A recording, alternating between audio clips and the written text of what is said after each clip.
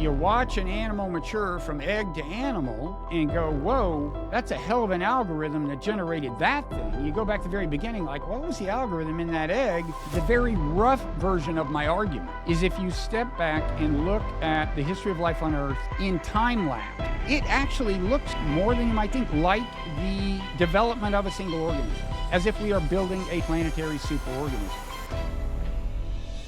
I looked through your book, Why Buddhism is True, and I found it very interesting what you say about perception. When we perceive the world, we impose all these essences on things. Friend, enemy, good person, bad person. Meditation can erode some of these cognitive biases. And I think AI really crystallizes the challenge. What would you, as an academic, maybe recommend that these big superpowers do about AI? Well, first of all, I would say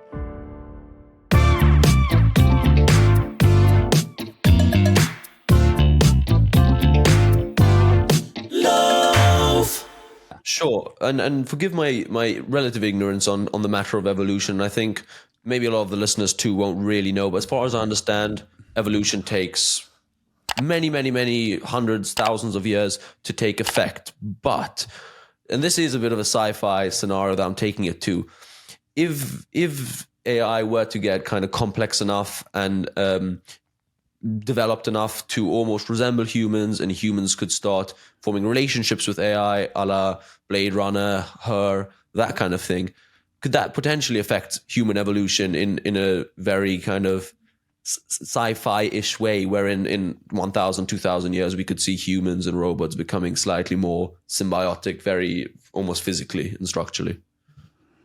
Well, I think, technological evolution is moving so much faster than old-fashioned biological evolution that I wouldn't expect a lot on that front. But, of course, one thing people think AI may do is accelerate progress in biotechnology, including genetic engineering. So you could find people choosing to alter their genetic makeup, possibly in ways that make them more content with living in a metaverse and having these like virtual reality relationships with a bunch of beings that aren't actually real, or a combination of beings that aren't real and the avatars of friends of theirs.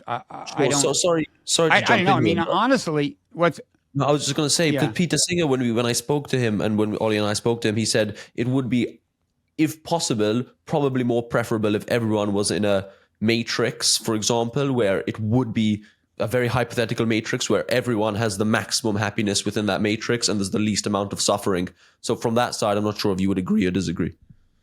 Well, I mean, I guess in principle, I think everyone should have the opportunity to experience whatever forms of joy and pleasure there are.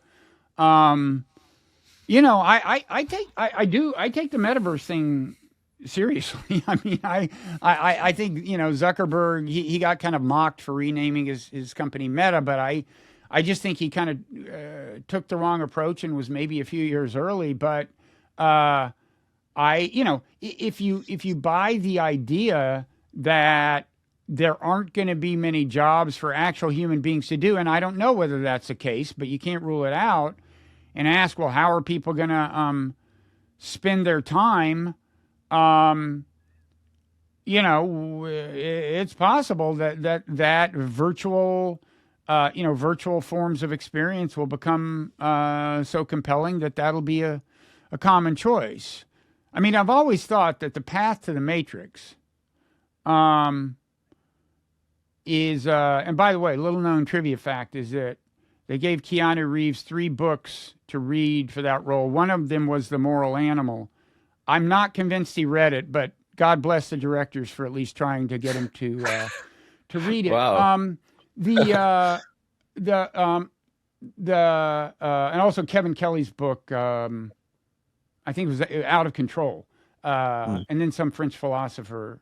Baudelaire, maybe. Exactly, yes. Well, I think, did he write whatever simulacrum and simile whatever? Exactly. That's that wasn't Baudelaire, but yeah. No, right. No, not Baudelaire. No, it was a contemporary. it was a French philosopher who then complained,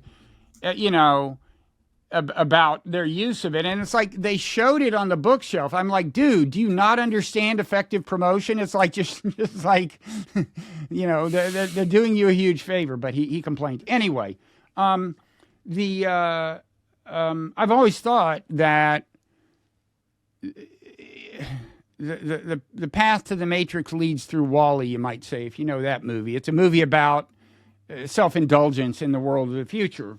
But I think if we do wind up, and this is decades from now, of course, if not centuries, but if we do wind up in a world fundamentally run by machines and people are spending their time in a dream world, they'll probably have gone there voluntarily, like via video games that are increasingly realistic. I just want to throw it back to your discussion about evolution and kind of the deterministic aspect of it, because there's something I wasn't entirely clear on. And I read a little review from Steven Pinker on your book, Non-Zero, The Logic of Human Destiny. And in your book, you basically argue that effectively, because of non-zero sum relationships, we are slowly moving towards increasing complexity, sophistication, processing information, which we've already said. But the criticism from Steven Pinker is that ultimately the function of evolution is for genes to be reproduced, and that were the environment not structured in such a way that intelligence were to increase this likelihood of carrying on with offspring, then intelligence wouldn't have arisen. And so there's not this deterministic relationship. I don't know how you would respond to that. Well, I mean, I've talked to Peter. I'm not sure what he's trying to say there. There's certainly nothing you've said that I disagree with about why intelligence evolves. There's, at the end of the book, I think his big sticking point, at the end of the book, I argue that it's conceivable that natural selection serves an overarching purpose. I mean, so some ways that could happen is like, A, there could be a God that set it in motion. B, we could be living in a simulation and it's just this algorithm that somebody invented. C, extraterrestrials could have planted the seed of life with the idea that evolution would happen. But the main point is that none of those scenarios involve anything spooky or weird. I'm just talking about straightforward Darwinian material evolution. And I think for a while, Steve didn't understand that. And he used to get kind of triggered.